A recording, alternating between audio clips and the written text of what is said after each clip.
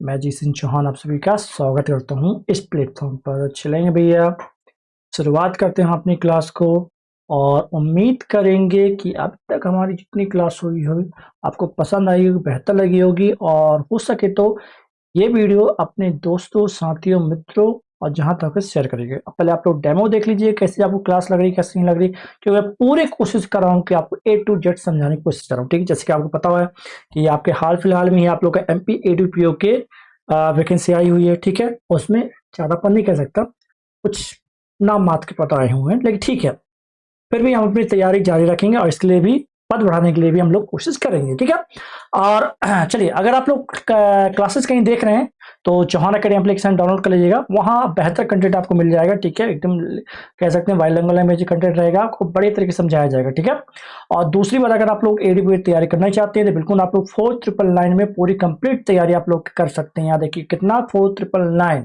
ठीक है, इसमें आपका पूरा लॉ सेक्शन कवर रहेगा, पूरा जीएस सेक्शन कवर रहेगा। ठीक है, पूरे आपको पूरा हर एक पार्ट लॉ का करवाया जाएगा, इस चीज को याद रखिएगा, हर एक सेक्शन, हर एक कैट। ठीक है, तो घबराने की जरूरत नहीं है, आप बिल्कुल क्या कर सकते हैं, चौहान अकेडमी एप्लीकेशन डाउनलोड करिए और अपनी प्रिपरेशन को थोड़ा सा बढ़ाइए। ठीक है, इसी उम्मीद से अपनी क्लास को थोड़ा सा शुरू करते हैं। आप तब से लाइव आइए। ठीक है, और कोई भी डाउट वगैरह रहे तो आप मुझे बिल्कुल बता सकते हैं, मैं पूरी कोशिश करूंगा कि हर डाउट आपका क्लियर किया जाए। Got it? ओके, और क्लियर हो गया होगा। आइए हम लोग चलते हैं अपनी कहा क्लास की ओर बढ़ते हैं। तो अभी तक हमने लगभग लगभग 57 तक हमने देख लिया था। आज हम शुरू करने जा रहे हैं क्या, 58 शुरू कर रहे हैं। क्या शुरू करने जा रहे हैं हम लोग, 58 शुरू करने जा रहे हैं। क्या शुरू कर रहे हैं, 58 शुरू करने जा रहे हैं। ठीक है, 58 में क्या देखेंगे, सेक्शन आपका की धारा 58 क्या कहती है, कि ध्यान रखिएगा, इससे पहले का आप पढ़ेंगे बहुत अच्छी समझ में आएगा। ठीक है, तो गिरफ्तार व्यक्ति को 24 घंटे से अधिक समय तक हिरासत में नहीं रखा जा सकता है। किसमें बोला गया है आपका, तो बीएनएसएस की धारा, किसमें आपका बीएनएसएस की धारा आपको कितने बोली गई है, पुलिस आपके 58 में। ठीक है, क्या बोला गया है कि कोई भी पुलिस अधिकारी बिना वारंट के गिरफ्तार किए गए व्यक्ति को मामले की सभी परिस्थितियों के अनुसार उचित अवधि के अधिक समय तक हिरासत में नहीं रखेगा। धारा 187 के तहत मजिस्ट्रेट के विशेष आदेश के अभाव में ऐसी अधिक गिरफ्तारी के स्थान से मजिस्ट्रेट की अदालत तक की यात्रा के लिए आवश्यक समय कितना आपका, 24 घंटे। कितना आपका, 24 घंटे से अधिक नहीं होगी, चाहे वो मजिस्ट्रेट के पास क्षेत्राधिकार हो या ना हो। ठीक है, क्लियर? कम समझ में आया, नहीं आया होगा, जब मैं समझाऊंगा, जब बहुत ही प्यार से आया होगा। तो यहाँ पर बहुत पहले थोड़ा आपको शॉर्ट में समझा देता हूँ। ठीक है, क्या पहले शॉर्ट में समझाता हूँ। यदि किसी पुलिस मतलब यदि पुलिस किसी व्यक्ति को बिना वारंट के गिरफ्तार करती है तो उसे 24 घंटे के अंदर किसी मजिस्ट्रेट के सामने पेश करना जरूरी है।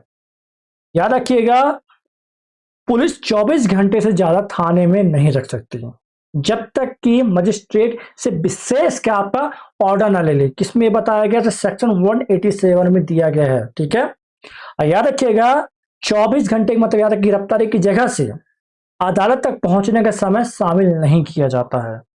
ठीक है, मान लो उदाहरण समझ लीजिएगा कि पुलिस ने किसी व्यक्ति को सुबह 10 बजे गिरफ्तार किया, तो पुलिस को उसे अगले दिन सुबह 10 बजे से पहले मजिस्ट्रेट के सामने पेश करना होगा। अगर पुलिस ऐसा नहीं करती तो यह क्या आपका कानून का उल्लंघन होगा। क्या होगा आपका, तो कानून का उल्लंघन होगा। है, आप लोग थोड़ा कमेंट भी देखते जाते हैं।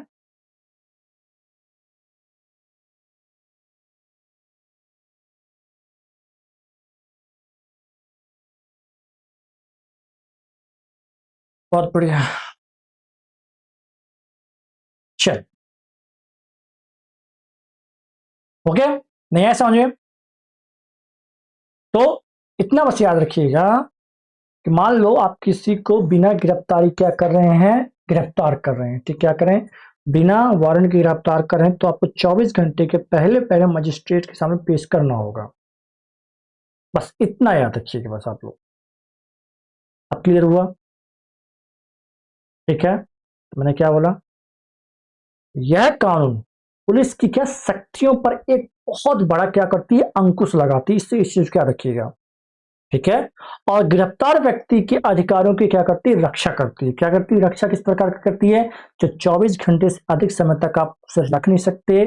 मजिस्ट्रेट अगर रखना है तो मजिस्ट्रेट की अनुमति जरूरी है, और जो आने जाने का उसमें शामिल नहीं किया जाएगा, और पुलिस को उचित कारण बताना पड़ेगा क्यों आप उसे गिरफ्तार कर रहे हैं।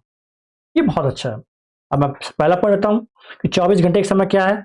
तो यदि किसी पुलिस को किसी व्यक्ति को बिना वारंट के, विदाउट वारंट गिरफ्तार करती है, तो वह उसे 24 घंटे ज्यादा अपने हिरासत में नहीं रख सकती। अगर पुलिस को लगता है कि पूछताछ या जांच के लिए 24 घंटे से ज्यादा समय चाहिए, तो उन्हें मजिस्ट्रेट मतलब जज से एक विशेष आदेश लेना पड़ेगा, स्पेशल ऑर्डर लेना पड़ता है। बिना जज की अनुमति के 24 घंटे के बाद हिरासत में रखना गैर कानूनी है। क्या आपका, तो गैर कानूनी है। इन 24 घंटों की गिनती तो वह समय नहीं जोड़ा जाएगा, कौन सा, जो अपराधी को गिरफ्तारी वाली जगह से कोर्ट ले जाते समय लगा। ठीक है। अगर रास्ते में 2 घंटे का सफर है तो पुलिस के पास कितने हो जाएंगे, 26 घंटे हो जाएंगे। मान लो पुलिस स्टेशन से कोर्ट काफी दूर है, ठीक है। मान लो कितने घंटे लगे, 2 घंटे लगे, तो इसके मतलब पुलिस के पास कितना, 26 घंटे। 3 घंटे लग गए, 27 घंटे हो गए। 4 घंटे लग रहे हैं तो मतलब 28 घंटे हो गए पुलिस के पास। तो इस प्रकार है, इस चीज क्या रखिए। और पुलिस को 24 घंटे का समय मिला है, इसका मतलब यह नहीं है कि वे बिना वजह के किसी को रोक कर रखें, और हिरासत का समय की परिस्थिति के हिसाब से उचित होना चाहिए। इस चीज क्या रखिएगा, ठीक है। चलो, इतनी बात क्लियर हो चुकी होगी मेरे अनुसार।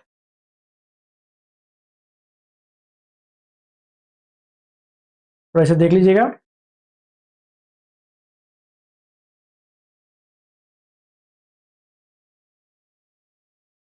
आगे बढ़े। 59 क्या कहता समझिएगा यहाँ। तो पुलिस को गिरफ्तारी की सूचना देनी होगी। तो पुलिस थानों के प्रभारी अधिकारी अपने अपने थाने की सीमा के भीतर बिना वारंट के गिरफ्तार किए गए सभी व्यक्तियों के मामलों की रिपोर्ट जिला मजिस्ट्रेट को, या यदि वैसा निर्देश दे तो उप विभागीय मजिस्ट्रेट को देंगे, चाहे ऐसे व्यक्तियों को जमानत पर रिहा किया गया हो या नहीं। इस चीज को याद रखिएगा, ठीक है। तो यहां पर क्या कहना चाहता है, बहुत प्यार समझाता हूं आपको, ठीक है, समझिएगा।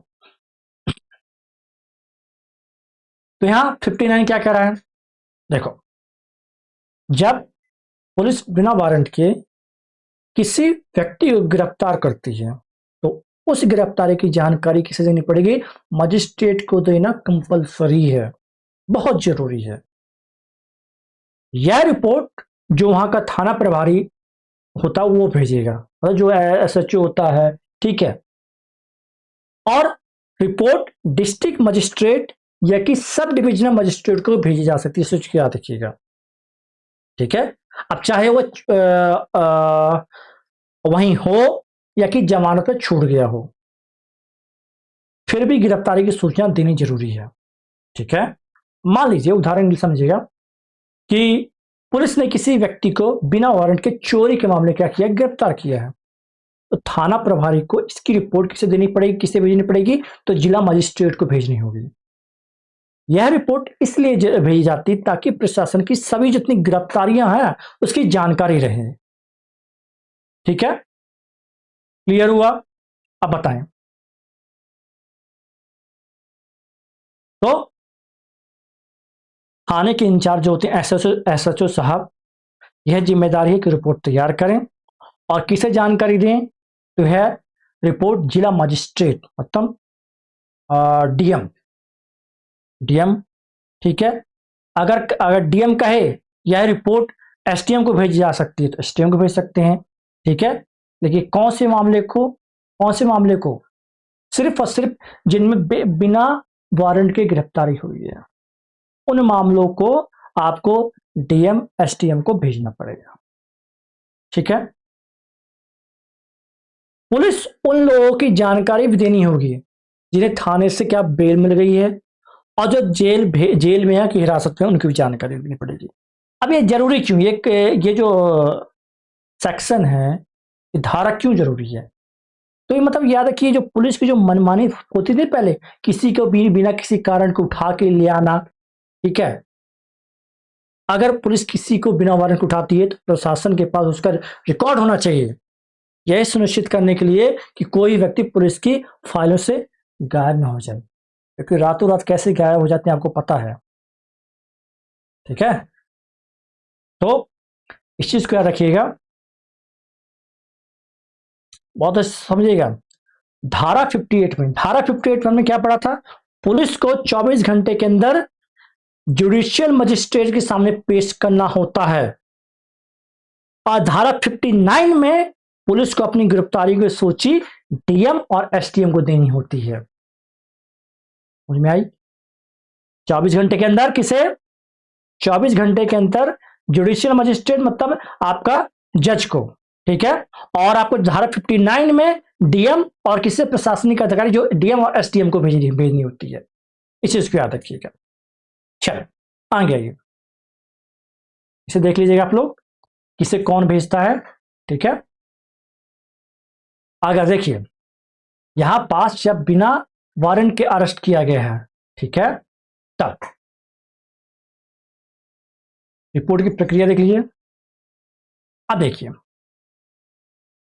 धारा 60 क्या बोल रही है? गिरफ्तार व्यक्ति को रिहा करना। तो किसी पुलिस अधिकारी द्वारा गिरफ्तार किए किसी भी व्यक्ति को उस बांड, जमानत बांड या मजिस्ट्रेट के विशेष आदेश के अलावा रिहा नहीं किया जाएगा। इस चीज को अच्छे से याद रखिएगा। क्या बोला मैंने? क्या बोला? समझ में आई बात? नहीं आई होगी। देखिए, इस धारा का मतलब है कि पुलिस किसी गिरफ्तार व्यक्ति को अपनी मर्जी से नहीं छोड़ सकती। रिहाई के केवल 3 तरीके हैं। सबसे पहले बॉन्ड, मतलब बॉन्ड को हिंदी में कहते हैं बंध पत्र। व्यक्ति यह लिखकर देता है कि वह जरूरत पड़ने पर अदालत पर उपस्थित होगा। फिर एक होता बेल बॉन्ड, जिसे हम लोग क्या कहते हैं? हम लोग जमानत कहते हैं। आरोपी जमानत पर छोड़ा जाता है और जमानतदार इसमें शामिल होते हैं। ठीक है, और तीसरा होता है मजिस्ट्रेट ऑर्डर। मजिस्ट्रेट के आदेश के बाद रिहाई होती है। मान लो, उदाहरण समझिएगा, ठीक है, अगर पुलिस ने किसी व्यक्ति को गिरफ्तार किया है तो पुलिस उसे ऐसे नहीं छोड़ सकती, उससे जमानत पर, बॉन्ड पर या कि मजिस्ट्रेट के आदेश से ही छोड़ा जा सकता है। इस चीज को अच्छे से याद रखिएगा।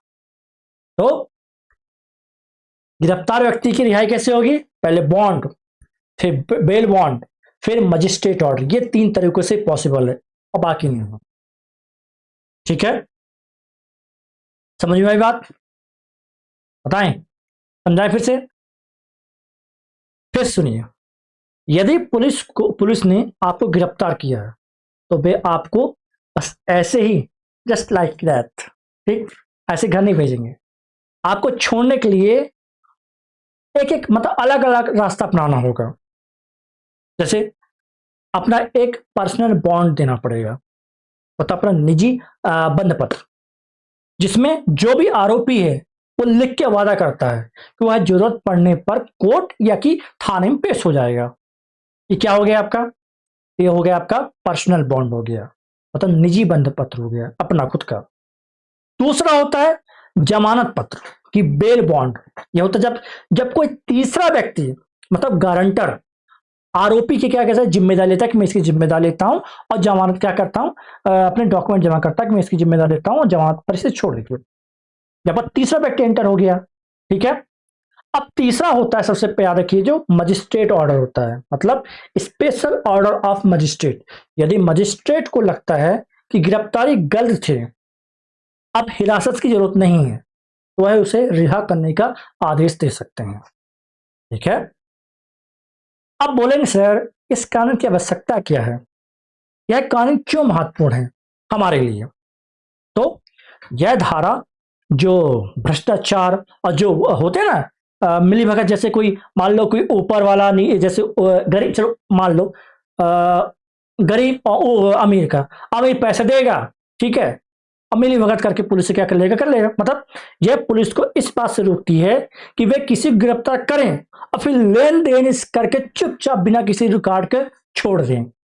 ठीक है, तो इसे सुनिश्चित करने के लिए हर गिरफ्तारी और रिहाई का एक क्या होता है, आधिकारिक रिकॉर्ड होता है, मतलब पेपर ट्रायल होता है। इस चीज क्या रखिएगा। तो हमने अभी तक क्या पढ़ा?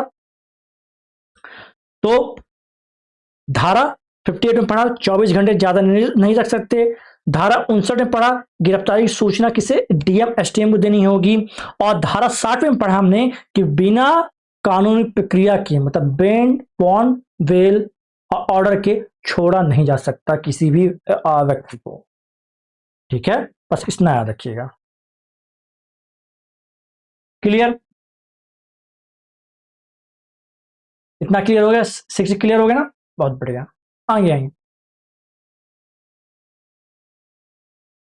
ये तीनों चीजें बहुत इंपॉर्टेंट है। आपके कोई व्यक्ति गिरफ्तार होता है तो ये 3 चीजें होती हैं, या इस चीज को याद रखिए इन तीनों तरीकों से। ठीक है, बांड, जमानत बांड और आपका मजिस्ट्रेट का आदेश के दौरान। याद रखिएगा, अगर आप लोग लॉ की प्रिपरेशन कर रहे हैं, लॉ के कैंडिडेट है, तो आपको पता रहना चाहिए। अब आइए 16 में आइए, भागे पर पीछा करने और पुनः पकड़ने की शक्ति।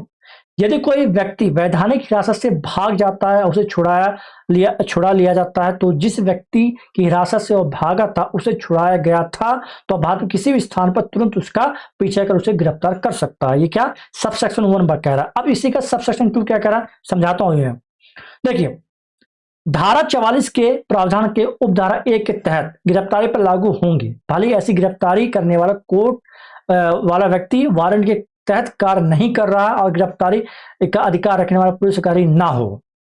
नहीं समझे, मैं ऑलरेडी से पढ़ा चुका हूं, अच्छे से आपको याद होगा, बहुत अच्छे से याद होगा। याद करिए, आपको अगर याद आ रहा हो तो। याद आया नहीं आया, देखिए पहले मैं आपको अच्छे से समझाता हूं। यदि कोई आरोपी पुलिस हिरासत से भाग जाता है या किसी ने उसे छुड़ा लिया, मतलब जैसे होता है ना कि जब रास्ते से जाते हैं, ठीक है, तो कुछ आते हैं उसके जो सहपाठी सह साथी, उसे छुड़ा के ले जाते हैं। ठीक है, क्या करके, पुलिस से थोड़ा फाइट वाइट करके क्या छुड़ा के ले गए। ठीक है, या खुद से भाग जाता है या किसी ने उसे छुड़ा लिया। ठीक, तो पुलिस या जिस व्यक्ति की हिरासत से वो भागा है उसे भारत के किसी भी स्थान पर पीछा करके फिर से गिरफ्तार कर सकता है।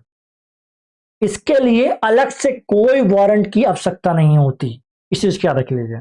इसके लिए अलग से वारंट की आवश्यकता नहीं होती। मान लीजिए पुलिस किसी आरोपी को थाने से कोर्ट ले जा रही थी और वह रास्ते में भाग गया या कोई भगा ले गया, तो पुलिस अधिकारी उसे जहां भी मिले भारत में पकड़ सकता है। इसके लिए नया वारंट आने की कोई जरूरत नहीं होगी। ठीक है, मतलब हिरासत में भागा व्यक्ति को भारत में कहीं भी छुप जाए उसे पकड़ सकते। इतनी बात क्लियर हो गई। अब यहां एक धारा 44 का क्या मतलब है यहां, तो यह धारा 44 का जिक्र इसलिए है क्योंकि वह पुलिस को अधिकार देती है कि यदि अपराधी किसी घर में छिपा है तो पुलिस उसे पकड़ने के लिए खिड़की दरवाजा तोड़कर अंदर दाखिल हो सकता है। इसके लिए बहुत अच्छे वीडियो, आपने वीडियो देखिएगा, पुरानी जो सेक्शन में पढ़ाया था बहुत अच्छे से समझाते हैं। ठीक है, तो धारा 61 यह सुनिश्चित करती है कि भागे हुए अपराधी को पकड़ते समय पुलिस के पास ये सभी शक्तियां मौजूद रहें। ठीक है, तो इसका कंक्लूजन क्या निकला, तो यह धारा कानून के क्या करती है, नहीं सुना होगा कि आपने बोला कानून के हाथ लंबे होते हैं, तो यहां यह धारा साबित करती कौन सी, 44, कि आप भोपाल से भागे हैं और कहा कन्याकुमारी भाग गए, तो एमपी पुलिस यहाँ की भोपाल की पुलिस जाके कन्याकुमारी से तुम्हें पकड़ के ला सकती है। इसलिए बोला जाता है कि कानून के जो हाथ क्या होते हैं, लंबे होते हैं। ठीक है, तो हिरासत में भाग जाना अपराधी को कानून से बचने का मौका न दे, बल्कि वो पुलिस को उसे कहीं से ढूंढ निकालने की खुली छूट देती है। ठीक है, समझ में आया, आ गया होगा। इसलिए धारा 44 जो इसके पहले मैंने सेक्शन और धाराएं पढ़ाई उसे जरूर पढ़ लीजिएगा।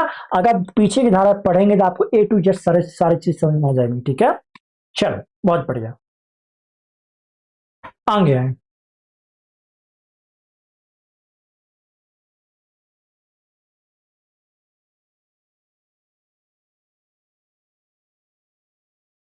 देखिए अब यहां 62 क्या करा है, गिरफ्तारी संहिता के अनुसार ही की जानी चाहिए। तो इस संहिता या उस समय लागू किसी अन्य कानून में दिए गए प्रावधान के अनुसार ही गिरफ्तारी की जाएगी। ठीक है, तो क्या कहने मतलब यहां क्या कहना चाहता है, तो इसका बहुत सीधा सा मतलब, बहुत सीधा मतलब कि कानून से ऊपर कोई नहीं है।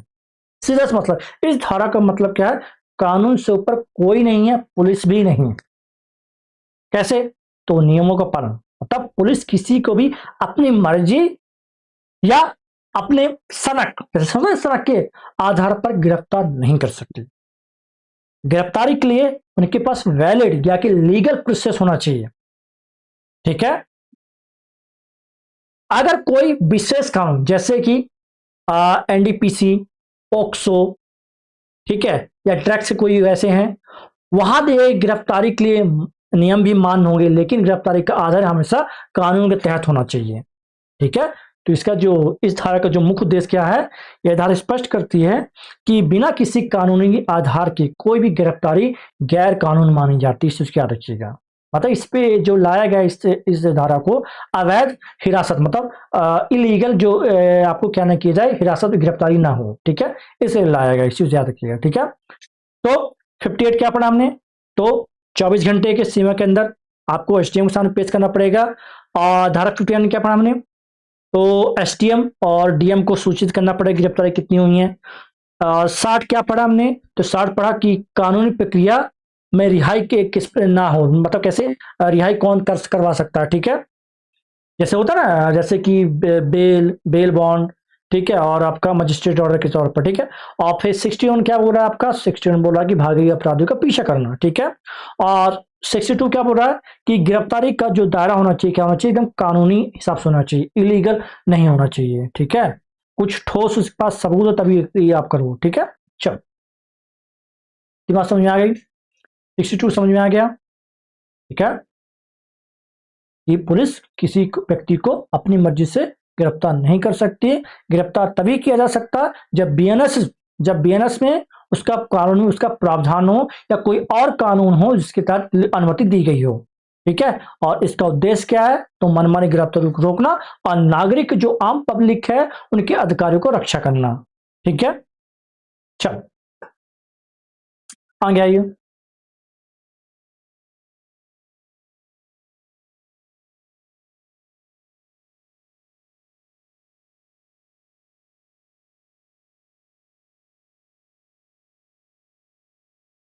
चलो भैया आ गए हम लोग कहाँ, तो हम लोग आ गए चैप्टर 6, किसमें आ गए हम लोग, चैप्टर 6 देख रहे हैं। ठीक है, तो उपस्थिति को बाध्य करने की प्रक्रिया। ठीक है, भाग आ पढ़ रहे हैं हम लोग क्या पढ़ रहे हैं, समन पढ़ रहे हैं, क्या पढ़ रहे हैं, समन पढ़ रहे हैं। ठीक है, पार्ट ए, अभी पार्ट ए हमारा है। ठीक है, तो 63 देखिएगा, समन का प्रारूप।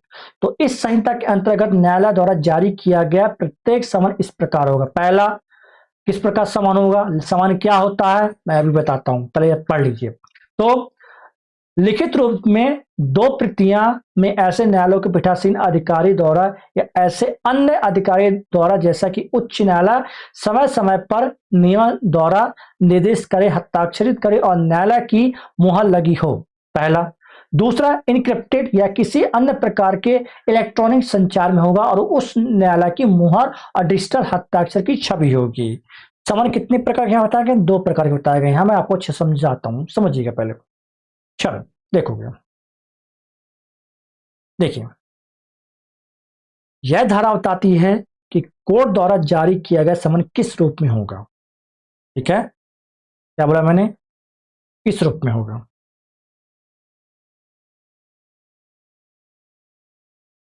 अगर मैं समन की बात करूं तो समन आखिर होता क्या है, एक ऑफिशियल, क्या होता है, ऑफिशियल बुलावा लेटर होता है, नहीं कह सकते आप लोग, इनविटेशन लेटर, एक प्रकार का ऑफिशियल कोर्ट के द्वारा आता है, इसे हम लोग समन कहते हैं। क्या कहते हैं, हम लोग समन कहते हैं। इस चीज क्या ऑफिशियल इनविटेशन लेटर, मतलब देखिए जाकर हिंदी बोलने से बोला जाए तो आधिकारिक बुलावा पत्र। ठीक है, इसे समझना है। ठीक है, समझिएगा।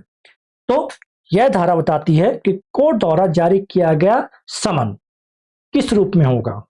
अब समन किस रूप में होगा, तो समन दो प्रकार के जारी हो सकते हैं। पहला कौन सा, एक रिटन समन, मतलब लिखित समन, इसमें लिखित होगा, 2 प्रतियों में होगा, न्यायाधीश जो भी जज होंगे या कि अतिरिक्त जो भी वहां के जो अधिकारी के हस्ताक्षर होंगे, और साथ ही साथ कोर्ट की क्या मुहर होगी। ये कैसे हो गया, ये तो लिखित हो गया, कैसे हो गया, रिटर्न हो गया। और दूसरा होता है आपको कौन सा, डिजिटल, मतलब इलेक्ट्रॉनिक समन। ये कैसे आता है, तो ईमेल के माध्यम से आता है, या कि जो भी व्हाट्सएप व्हाट्सएप, और हाँ व्हाट्सएप हो गया, ठीक है, ईमेल हो गया, डिजिटल माध्यम से भेजा जा सकता है। पर उस पर कोर्ट की डिजिटल सिग्नेचर और सील की इमेज होगी। मान लो उदाहरण समझिएगा, यदि कोर्ट किसी व्यक्ति को गवाही देने के लिए बुलाती है तो कोर्ट उसे समन क्या करेगी, समन जारी करेगी, और यह समन कागज या इलेक्ट्रॉनिक माध्यम से भेजा जा सकता है। नहीं समझे, चलो तो फिर से समझिएगा। इसे आप कोर्ट की ओर से एक आने वाला समझ लीजिए बुलावा पत्र कह सकते हैं, समझ लीजिए।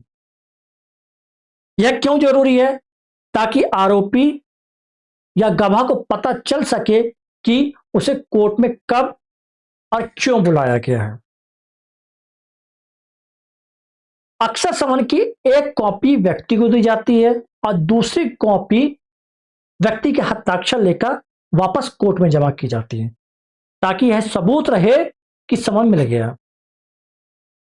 समझे, समझे कि नहीं समझे, क्या बोला मैंने, इसमें 2 प्रतियां होती हैं। कितनी, 2 प्रतियां होती हैं, ठीक, 2 प्रतियां होती हैं। एक प्रति किसे दे दी जाती है, जिसे बुलाया जाता है, ठीक है। जो दूसरे कॉपी में किसके हस्ताक्षर करवा लिए जाते हैं, तो उस व्यक्ति के हस्ताक्षर करवा लिए जाते हैं और उसे लाके कहां जमा कर दिया जाता है, कोर्ट में जमा कर दिया जाता है, ताकि प्रूफ रहे कि जो हमने यहां से कोर्ट समन भेजा था, बुलावा पत्र भेजा था आधिकारिक रूप से, वह उस व्यक्ति तक पहुंच गया, मिल गया है। अब याद रखिएगा, बीएनएसएस में डिजिटल समन को भी कानूनी मान्यता दे दी गई है, आपको पता है। तो इलेक्ट्रॉनिक आपके जो आपके संचार को डिजिटल समन या कि बीएनएस में क्या कर दिया गया है, डिजिटल समन को कानूनी तौर पे ऑफिशियल तरीके से मान्यता दे दी गई। अब समन ईमेल, व्हाट्सएप और जो मतलब सिक्योरिटी पर्पस तरीके, जो भी इलेक्ट्रॉनिक तरीकों से भेजा जा सकता है, जो समय और कागज की क्या करते हैं, बचत करता है, ठीक है। लेकिन यहां पर याद रखिएगा, थोड़ी याद रखने की बात याद रखिएगा, यदि समन पर जज के हस्ताक्षर या कोर्ट की मुहर नहीं है, बहुत अच्छे से याद रखिएगा, यदि जो समन आपको मिल रहा है, आया है, उसमें जज के हस्ताक्षर या कोर्ट की मुहर नहीं है, तो वह कानून रूप से क्या, इनवैलिड है, हो सकता अमान्य है वो समन। इलेक्ट्रॉनिक जो समन का मतलब यह नहीं कि वो अनौपचारिक है, ऐसा नहीं है कि अगर आप लोग बोलें कि ये मेरे पास डिजिटल आया है तो मैं इसे क्यों मानूं, ये फेक हो सकता है। लेकिन अब नए कानून में बीएनएस में डिजिटल आपके समन को भी क्या वैधता दी गई है, ठीक है। जिस प्रकार कागजी समन की वैल्यू होती है, उस समय डिजिटल आपकी समन की वैल्यू रहेगी, ठीक है। चल, इतना समझ में आ गया होगा, आगे आइए जरा।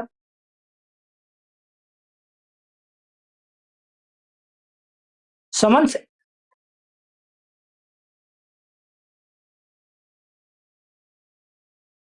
क्रिया, ठीक है, आगे चलिए। चलिए, धारा 64, समन कैसे तामील किया जाता है, ठीक है, कैसे सर्व किया जाता है। तो सबसेक्शन 1, 2, 3, इसमें कितने सबसेक्शन 1, 2, 3 है, ठीक है। देखिएगा,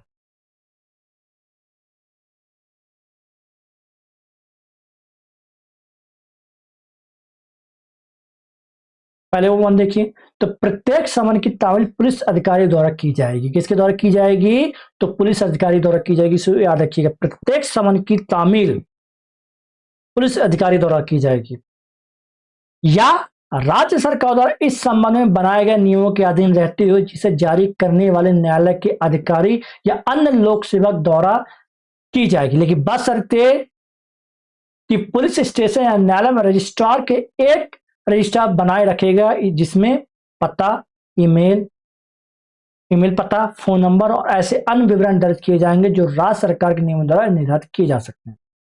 सबसेक्शन 2 क्या करा है, यदि संभव हो तो समन की प्रतिलिपि एक प्रति उसे सौंप कर या देकर समन की तामील या व्यक्तिगत रूप से उस व्यक्ति की जाएगी जिस समन भेजा गया, बशर्ते न्यायालय की मुहर छवि वाले समन को इलेक्ट्रॉनिक संचार के माध्यम से भी रूप से तरीके से भेजा जा सकता है, जैसे कि राज्य सरकार के नियमों द्वारा निर्धारित है। सबसेक्शन 3 क्या करा है, जिस भी व्यक्ति को व्यक्तिगत रूप से समन तामील किया जाता है, यदि तामील करने वाला अधिकारी द्वारा ऐसा करने का अनुरोध किया जाता है तो वह दूसरी प्रतिलिपि पीछे रसीद पर हस्ताक्षर करेगा। ठीक है, समझिएगा इसे बहुत अच्छे से, इसे बहुत अच्छे समझिएगा। ठीक है, बहुत ही प्यार समझिएगा।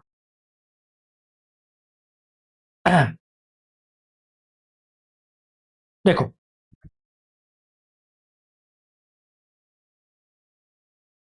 यह धारा बताती है, क्या बताती है कि यह धारा बताती है कि समन किसी व्यक्ति तक कैसे पहुंचाया जाएगा। ठीक है, यहां पर हमें बताया कि समन की जो तामील होगी पुलिस अधिकारी, कोर्ट अधिकारी या लोक सेवक द्वारा होगी। क्या, किसके द्वारा? 3 लोग, पुलिस। इसमें अच्छी चीज आपने देखा होगा कि इसमें किसी अन्य का वो जैसे कह सकते हैं कि जो पोस्टमैन चाहे ऐसे नहीं है, तो पुलिस अधिकारी शामिल रहेगा, कोर्ट का अधिकारी शामिल रहेगा और लोक सेवक रहेगा। ठीक है, और जहां संभव, ठीक है, जहां संभव समन व्यक्तिगत रूप से भी दिया जाएगा या समन ईमेल या अन्य इलेक्ट्रॉनिक माध्यम से भेजी जा सकती है, और समन प्राप्त करने वाले व्यक्ति की क्या रसीद के रूप में क्या हस्ताक्षर कर सकता है। उदाहरण के लिए समझिएगा, यदि कोई कोर्ट किसी व्यक्ति को गवाही के लिए बुलाती है तो पुलिस अधिकारी उसके घर जाकर समन देगा या उसे ईमेल या डिजिटल माध्यम से भेजा जा सकता है। ठीक, समझ में आया? तो मैंने क्या बताया, मान लीजिए आप पर कोई केस है, ठीक है, आप पर कोई भी केस हो सकता है। ठीक है, तो कोर्ट ने आपको समन भेजा, पहले क्या करेगा, पुलिस या कोर्ट का आदमी आपके घर आएगा।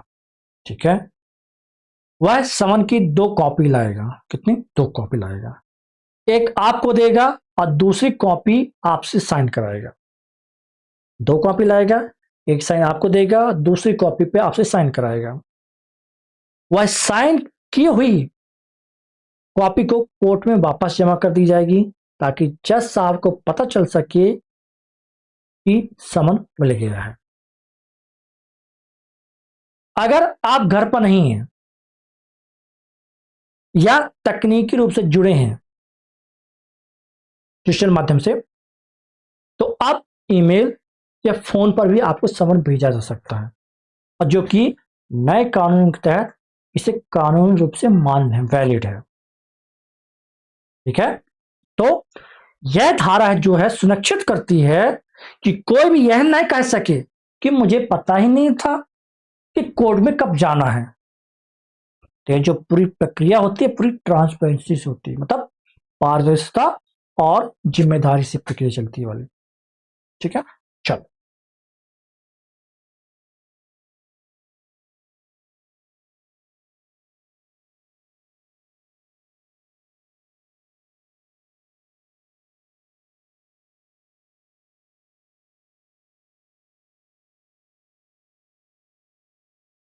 आगे 65 में आए, निगमित निकायों, फार्मों, सोसाइटियों पर समन की तामील।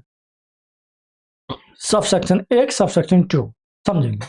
तो किसी कंपनी या निगम पर समन की तामील कंपनी या निगम के निदेशक, प्रबंधक, सचिव या अन्य अधिकारी को समन देकर या भारत के में कंपनी या निगम के निदेशक, प्रबंधक, सचिव या अन्य अधिकारी को संबोधित पंजीकृत डाक द्वारा भेजकर की जा सकती है। इस मामले में तामील तब प्रभावी मानी जाएगी जब तक डाक के समान क्रम में पहुंच जाएगा। स्पष्टीकरण समझिएगा, इस खंड में कंपनी से तात्पर्य निगमित निकाय से तथा निगम से तात्पर्य कंपनी अधिनियम 2013 के अंतर्गत पंजीकृत निगमित कंपनी है। ठीक है, या सोसाइटी पंजीकृत अधिनियम 1860 के अंतर्गत पंजीकृत सोसाइटी से है। ठीक है, क्या पे सबसेक्शन 1 कह रहा है। सबसेक्शन 2 क्या कह रहा है आपका, तो किसी फॉर्म या व्यक्तियों के अन्य संघ पर समन की तामील ऐसे फॉर्म या संघ के किसी साझेदार को समन देकर ऐसे साझेदार को संबोधित पंजीकृत डाक द्वारा पत्र भेजा की जा सकती है। इस मामले में तामील तब तक प्रभावी मानी जाएगी जब तक डाक से समान क्रम में पहुंच जाएगा। ठीक है, क्या आपका पहुंच जाएगा, समझिएगा, बहुत प्यार समझिएगा, इसे बहुत जरूरी है क्योंकि आपका ये देखो, तो यहां 65 क्या कर रहा है, ठीक है। अब यह धारा बताती है कि अगर आरोपी, कौन, अगर आरोपी कोई कंपनी है, कोई फार्म है या कोई सोसाइटी हो, तो उसे समन कैसे दिया जाएगा, उसे समन कैसे दिया जाएगा। ठीक है, तो अगर मैं बात करूं किसके लिए, कंपनी के लिए, जो कंपनी और जो निगम के लिए, तो किसे दी जाएगी, डायरेक्टर जो होगा कंपनी का, डायरेक्टर, जैसे चौहान अकेडमी डायरेक्टर में हूं, ठीक है, कोई मुझे सामान देगा तो मुझ तक पहुंचाएगा। ठीक है, और या कि मैनेजर, क्या आपका मैनेजर वहां का होगा कंपनी का, उसे दिया जाएगा। जो भी आपका सेक्रेटरी है उसे दिया जाएगा, या कि जो अन्य अधिकारी जो कि उस कंपनी के हैं उसे सामान दिया जाएगा। ठीक है, ये किसके लिए हो, कंपनी के लिए हो। अब मान लो फर्म के लिए देना, किसी फर्म होता ना, फर्म के लिए देना, तो किसी भी पार्टनर को सामान दिया जा सकता है कि फर्म में कई सारे पार्टनर होते हैं। ठीक है, तो किसी भी पार्टनर को दिया जा सकता है। मान लो बहुत सारे ऐसे क्या होते हैं, फर्म होते हैं जिसके 2-3 पार्टनर होते हैं, 1-2 पार्टनर, जिनमें किसी भी पार्टनर को दिया जा सकता है। ठीक है, या फिर सामान रजिस्टर्ड पोस्ट से भी भेजा जा सकता है। ठीक है, और जब तक समान डाक के अनुसार पहुंचने का समय हो, तभी से तामील समय के जो समय की तामील मान ली जाती है। मान लो आज मैंने, क्या तारीख है आज, आज की तारीख जो भी हो, आज तारीख मैंने भेजी है, ठीक है, और वो पहुंच रही है 15 दिन बाद, तो 15 दिन के बाद से माना जाएगा कि वो तामील मानी जाएगी। उस दिन पहुंची है तो उस दिन से समझा जाएगा कि इस दिन को आपके पास पहुंच गया है। मतलब यदि कोर्ट किसी कंपनी के खिलाफ केस में समन जारी करती है तो तो कंपनी के डायरेक्टर मैनेजर को दिया जाए, या कि रजिस्टर्ड पोस्ट के द्वारा भेजा जाएगा। समझिए, नहीं समझिए, अब मैं समझाता हूं, देखिए बहुत प्यार से। ये जो कंपनी कौन होती है, फार्म क्या होता है,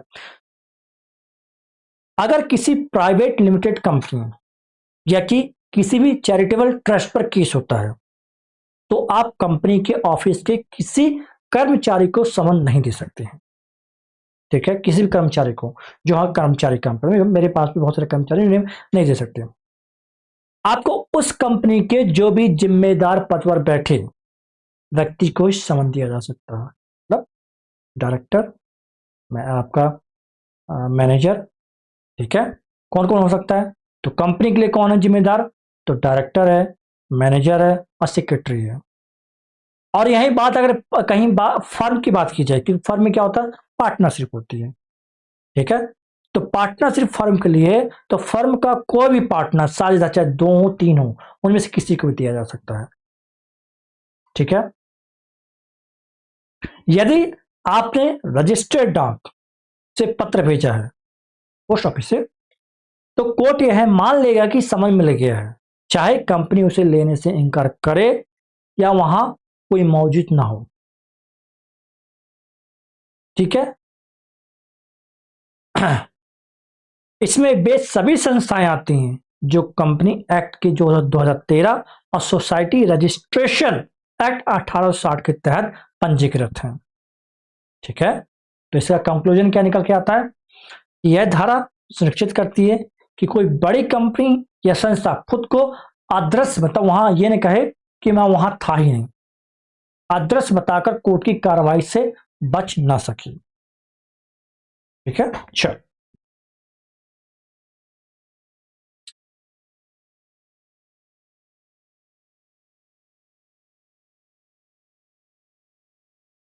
इतनी बात क्लियर हुई बच्चों।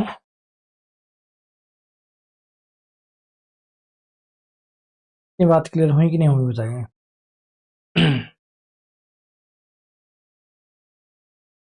चल, आगे बढ़ेंगे।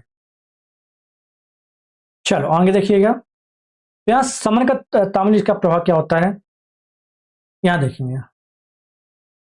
आइए 66 में आइए, धारा 66, जब बुलाए गए व्यक्ति ना मिलो तो तामिल, यदि उचित सावधानी बरतने के बावजूद भी समन प्राप्त करने योग्य व्यक्ति नहीं मिल पाता तो समन एक व्यक्ति, उसके साथ रहने वाले उसके परिवार या किसी वयस्क सदस्य के पास छोड़कर उसे तामील की जा सकती है, या जिस व्यक्ति के पास समन छोड़ा गया है वह तामील अधिकारी द्वारा मांगे जाने पर दूसरी प्रति की पीछे रसीद हस्ताक्षर करेगा। और स्पष्टीकरण समझिएगा आप थोड़ा, तो इस तरह के अर्थ में नौकर परिवार का सदस्य नहीं है, ठीक है, समझेंगे थोड़ा सा। देखो पहले आप इसे अच्छे समझिएगा।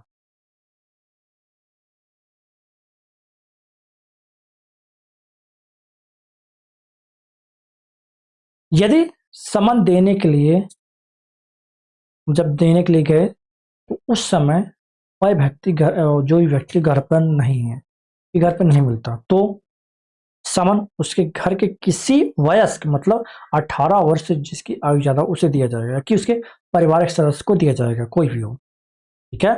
और उस व्यक्ति से रसीद पर क्या करवा देंगे, हस्ताक्षर भी करवाए जाएंगे, कि जो लिया जा रहा है उसके परिवार का कोई व्यक्ति हो सकता है, चाहे मम्मी पापा भाई बहन कोई भी, उसके हस्ताक्षर करवाएंगे। लेकिन उस घर के जो नौकर होगा, क्या नौकर को समन देना मान्य नहीं, क्योंकि वह परिवार का सदस्य नहीं माना जाता है, ठीक है। क्या होता है, आपका परिवार का सदस्य नहीं माना जाता, इस चीज का चीज रखिए।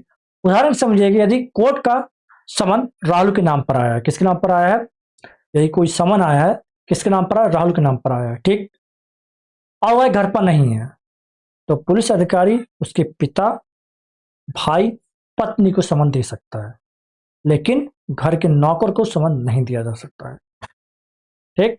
तो पर्सन नॉट, जो भी person not found, adult family, जो भी एडल्ट फैमिली मेंबर है, और उससे सिग्नेचर करवाएंगे, रिसिप्ट लेंगे, और यहां पर सर्वेंट नॉट अलाउड, ठीक। चल, आई थिंक क्लियर।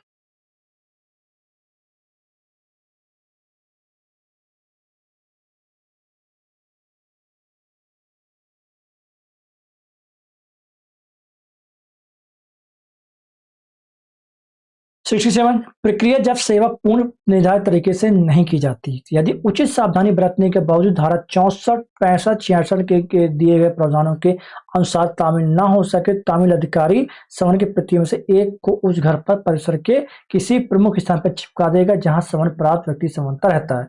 इसके बाद न्यायालय उचित समझे जाने वाली जांच करने के बाद या तो घोषित कर सकता है समन विधिवत तामील हो गया है, या उचित समझे जाने के बाद पुनः तामील करने के आदेश दिया जा सकता है, ठीक है, समझेंगे। देखो, अगर समन देने के लिए सभी तरीके फेल हो जाएं, मतलब हर तरीके से उसे दिया गया, मेल किया गया, ठीक है, एंड रजिस्टर्ड डाक से उसे भेजा गया, ठीक है, उसके घर गए तो नहीं मिला, तो फिर अगर समन देने के लिए सभी तरीके फेल हो जाएं, जैसे घर पर नहीं मिला, पर वो वहां का कोई परिवार का सदस्य भी नहीं मिला, ठीक है, कंपनी या फर्म के अधिकारी नहीं मिले, तो अंतिम तरीका क्या अपनाया जाएगा, तो अंतिम तरीका क्या रहेगा, समन को उस व्यक्ति के घर के दरवाजे या किसी दिखाई देने वाले जगह पर चिपका दिया जाता है। इसके बाद कोर्ट तय करेगी कि समन वैध रूप से दिया गया माना जाएगा या फिर से समन देने का आदेश दिया जाएगा, ठीक है। उदाहरण समझिए, अगर पुलिस किसी व्यक्ति को समन देने के लिए गई, लेकिन वह घर पर नहीं मिला, परिवार का सदस्य भी नहीं है, तो पुलिस उस घर पर क्या करेगी, जो भी समन का आदेश है उसे उसके घर पर चिपका देगी, ठीक है। क्या करेगी, उसके घर पर चिपका देगी, ठीक है।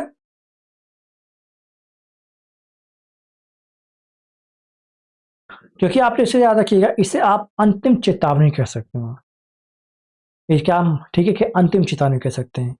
मान लीजिए कोई व्यक्ति जानबूझकर घर पर नहीं मिल रहा है या कोर्ट की कार्रवाई से भाग रहा है, घर के बाहर चिपका देना, ठीक है, ये अंतिम होता है। ठीक है, ये बात समझाएं क्या? तो यह धारा क्यों जरूरी है? तो यह धारा कोई भी अपराधी या गवाह केवल छिपाकर या पुलिस को चमका मतलब चकमा देकर अदालती कार्रवाई से नहीं भाग सकता, कि अब उन्हें बीच में ऐसे नहीं गुमराह कर सकता। ठीक है, चल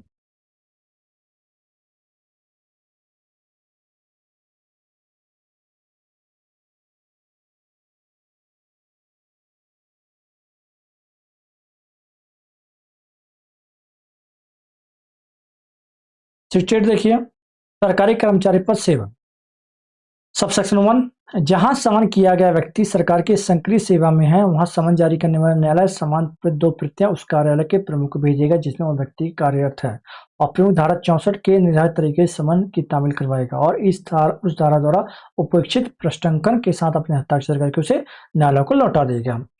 सबसेक्शन 2, इस प्रकार के हस्ताक्षर विधिवत तामील का प्रमाण होंगे। क्या होंगे? आपका विधिवत तरीके क्या होंगे?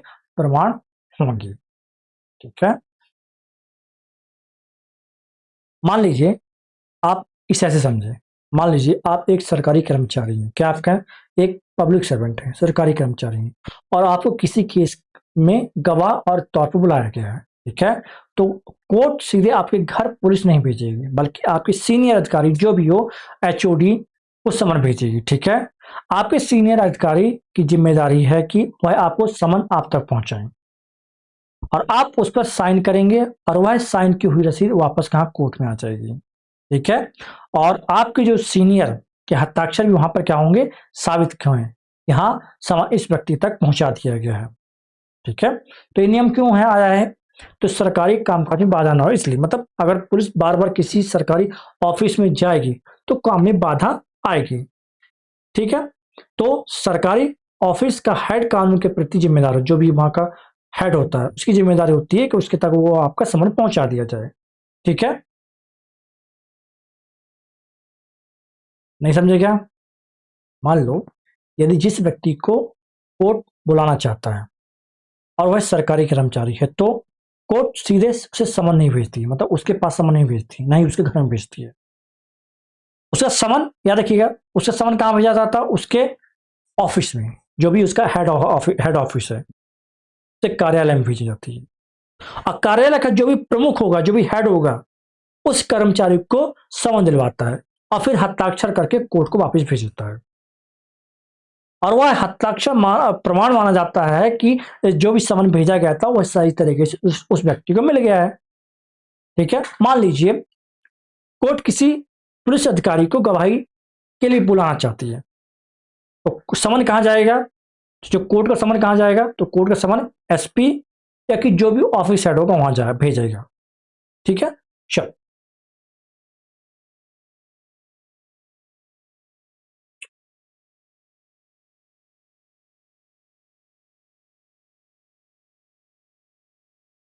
आगे देखिए 69, स्थानीय सीमाओं के बाहर समन की तामील।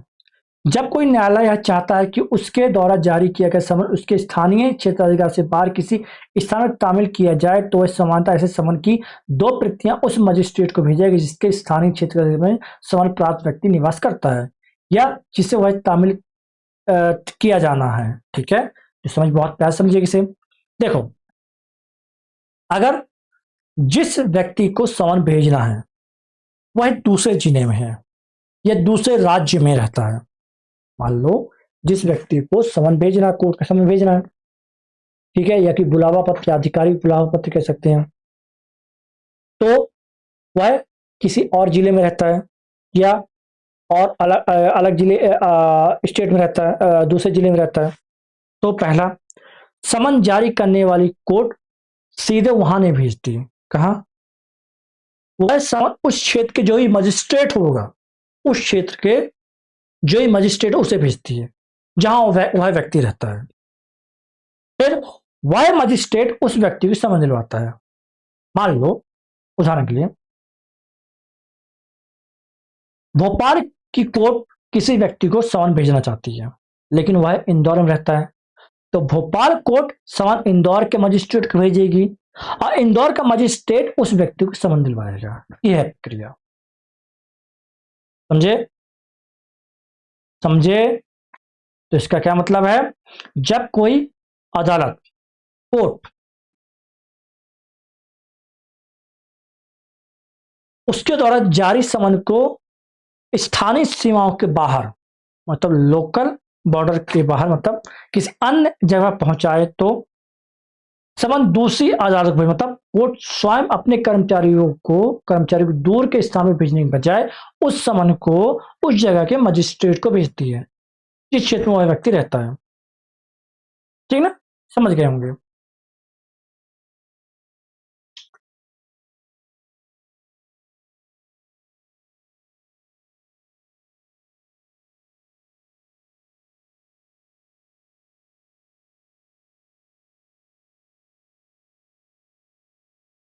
सेवेंटी देखिए, तो सेक्शन 1 2 3, ठीक है। जब किसी न्यायालय द्वारा जारी किया गया उसके स्थानीय क्षेत्र जगह से बाहर तामील किया जाता है और किसी मामले में समन तामील करने वाला अधिकारी इस मामले की सुनवाई में उपस्थित नहीं होता है, तो मजिस्ट्रेट समझ दिया गया हलफनामा जिसमें यह प्रमाणित हो कि ऐसा समन तामील किया गया है और समन की एक प्रतिलिपि जिस पर धारा 64 या 66 में वर्णित तरीके से उस व्यक्ति द्वारा प्रष्टीकृत किया गया हो जिसे वह दिया गया था, जिसके पास वह छोड़ा गया था, साक्ष्य में स्वीकार होगा और उसके दिए गए कथन से तब तक सही माने जाएंगे जब तक उसके विपरीत सिद्ध ना हो जाए। सबसेक्शन 2, इस खंड में उल्लेखित शपथ पत्र को समन प्रतिरूपी के संलग्न करके न्यायालय को लौटाया जाएगा। सबसेक्शन 3, धारा 64-71 दोनों सही, जिसके तहत इलेक्ट्रॉनिक संचार के माध्यम से तामील किए गए सभी समन को विधिवत तामील माना जाएगा और ऐसे समन की एक प्रति सत्यापित की जाएगी, समन की तामील के प्रमाण के रूप में रखी जाएगी। ठीक है, चल समझेंगे। तो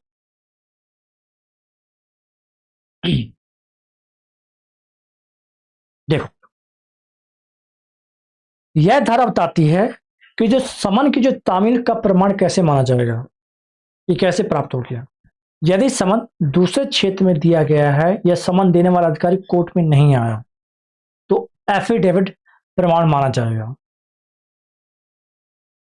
समन की duplicate copy plus affidavit court में सबूत के रूप में स्वीकार होगा। ईमेल या कि डिजिटल माध्यम से भेजा गया समन भी क्या होगा? वैलिड होगा। उदाहरण समझिए, यदि समन दूसरे जिले में गया है और समन देने वाला अधिकारी कोर्ट में नहीं आना, तो उसका एफिडेविट प्लस जो समन की कॉपी कोर्ट में प्रमाण के रूप में मान ली जाएगी। ठीक है, तब कोर्ट के लिए यह जानना जरूरी है कि समन पहुंच गया या नहीं। अधिकारी बार बार कोर्ट में है बताने नहीं आएगा, इसलिए कानून में नया रास्ता निकाला गया है। क्या? अधिकारी एक लिखित हलफनामा, मतलब एक एफिडेविट देगा कि मैंने फला व्यक्ति को समन दे दिया है और साथ में उस व्यक्ति के साइन वाली रसीद देगा, कि लगा देगा। जैसे इसे देखकर मान लेगा कि समन मिल गया है। दूसरा तरीका, आप ईमेल, व्हाट्सएप आदि से भेजे गए समन का स्क्रीनशॉट या कि जो भी डिलीवरी रिपोर्ट प्रिंट करवा के उसके अटैच करवा के ना फाइल में लगा दे सकते हैं। ठीक है, इससे क्या होगा कि अगर हर बार अधिकारी को सिर्फ यह बताने के लिए आना पड़े कि मैंने उसे समन दे दिया, तो कोर्ट का समय बर्बाद ना हो, इसलिए ये जरूरी किया गया है। ठीक है, चल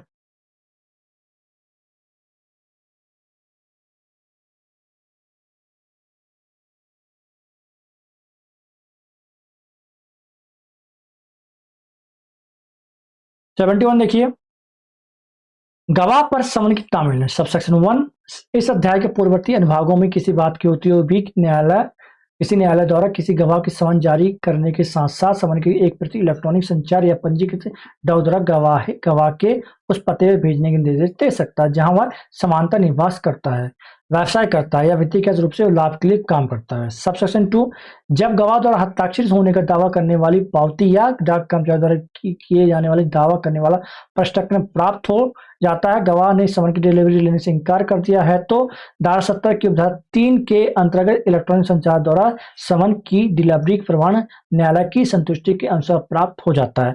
समन जारी करने वाला न्यायालय मान सकता है कि समन विधिवत तामील हो गया है। ठीक है, क्या हो गया? तामील हो गया है। तो समझिएगा। देखिए, कोर्ट का मकसद है गवाह को सूचना देना, ना कि उसे फंसाना।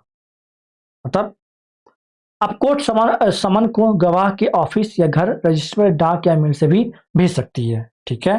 अगर गवाह जानबूझकर समन लेने से मना करता है या पोस्ट में की क्या करता है, जो देता है उसे इनकार करता है, तो कोर्ट इसे समन की तामील मान लेगा।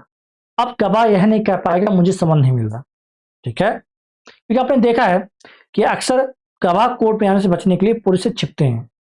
यह धारा उन्हें कानूनी रूप से क्या करती है, सूचित मतलब नोटिफाई करना आसान बनाती है कि यदि एक बार रसीद आ गई है या पोस्टमैन ने नोट कर दिया कि रिसीव करने से मना किया है, तो गवाह कोर्ट आने के लिए कानूनी रूप से अब बाध्य हो चुका है कि अब उसे आना ही पड़ेगा। नहीं समझे? समझे? यहां पर क्या बोला गया है कि मान लीजिए कि कोर्ट ने किसी व्यक्ति को गवाही के लिए बुलाया और रजिस्टर्ड पोस्ट से भेजा या मेल से भेजा गया, यदि उसने सामान लेने से इनकार कर दिया तो भी कोर्ट मान लेगी कि उसे समन मिल चुका है। क्या मिल चुका है? समन मिल चुका है। तो ये रहा भैया, कैसी लगी आपको क्लास? मुझे थोड़ा कमेंट करके जरूर बताइएगा।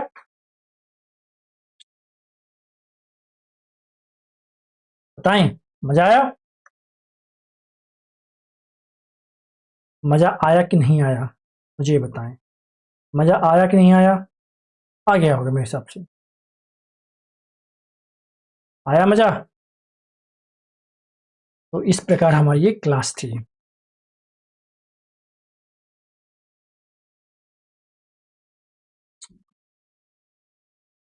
तो आई होप आपको क्लास पसंद आई हो, और इसके लिए बढ़िया स्पेशल बैच चल रहा है आप लोगों का। चाहे आप लोग एमपी एडीपीओ की तैयारी कर रहे हैं, उसकी क्लासेस चल रही है आपको की। ठीक है, किसकी? एमपी एडीपीओ की तैयारी कर सकते हैं, वही 4999 में। कितने में? तो 4999 पूरी कंप्लीट क्लास आपकी करवाऊंगा, पूरी कंप्लीट। इसमें जीएस पार्ट भी रहेगा, लॉ का पूरा पार्ट रहेगा। तो अगर आप चाहें तो आप लोग बिल्कुल ज्वाइन कर सकते हैं। आपको पूरी कंप्लीट क्लास इसी प्रकार से दी जाएगी, मिलेगी और मिलती रहेगी। ठीक है। तो अगर आप चाहते हैं तो ज्वाइन कर सकते हैं, इसी प्रकार आपको क्लास मिलेगी। और ये रहा आपका चौहान एकेडमी का एप्लीकेशन, इसके द्वारा आप लोग ज्वाइन कर सकते हैं। ठीक है। आप चाहे एडीपी की तैयारी कर रहे हैं, चाहे सिविल जज की तैयारी कर रहे हैं, या कि जुडिशरी किसी भी एग्जाम की तैयारी कर रहे हैं, और आपको हर एक एक्ट, हर एक सेक्शन बहुत ही बारीकी से, बहुत आसान से आसान भाषा में समझाने की मैं पूरी कोशिश करूंगा। और अगर आप पूरी क्लासेस देखना चाहे, डेमो डली हुई है, यूट्यूब पर भी डली हुई है, और आपके कहाँ, तो आपके एप्लीकेशन में भी है। तो चाहे तो आप लोग ज्वाइन कर सकते हैं। आप लोगों के लिए स्पेशल क्लास आप लोग चल भी रही है। कौन सी? एमपी एडीपीए बैच भी चल रहा है, जो कि सिर्फ 4999 में। और आप मध्य प्रदेश से कि भारत में किसी भी स्थान पर जाके देख लीजिएगा, इससे अच्छा कंटेंट। और दूसरी बात, इतनी कम फीस में कोई आपको पढ़ाएगा ही नहीं, इस चीज को याद रखिएगा। तो ज्वाइन करिए क्लास को, पसंद आएगी इसका मैं आपको यकीन दिलाता हूँ। ठीक है। तो ज्वाइन करके मुझे बताइएगा। ठीक है। और हमारी क्लास यूं ही चलती रहेगी, सेम टाइम पर, याद रखिएगा, सेम टाइम पर। ठीक है। तो आप लोग कल इसी टाइम पर मुझे मिल जाइएगा। कितने बजे? तो रात को 9 बजे। ठीक है। रात को 9 बजे हमारी यही पूरी सीरीज कंटिन्यू चलेगी। या जैसे पूरा ये एक्ट खत्म होगा, अगला एक्ट शुरू करेंगे पूरा लॉ का। ठीक है। अब बताएं, और क्लियर? चलिए मुलाकात करेंगे नेक्स्ट वीडियो में कल इसी टाइम पर। तब तक के लिए जय हिंद, जय भारत। और प्रीवियस क्लास जरूर देख लीजिएगा अगर तैयारी कर रहे हो तो। प्रीवियस क्लास देखेंगे तभी सब समझ में आएगा अच्छे से। ठीक है। और बाकी अगर आप लोग एमपी एडीपीओ, सिविल जज, या कि जुडिशरी में की लॉ में किसी की भी तैयारी करें, इनफैक्ट आप कॉलेज में अगर लॉ कर रहे हैं, तो इससे बढ़िया कंटेंट कहीं नहीं रहेगा आपके पास। याद रखिएगा इस चीज को। ठीक है ना? चलिए मिलेंगे नेक्स्ट वीडियो।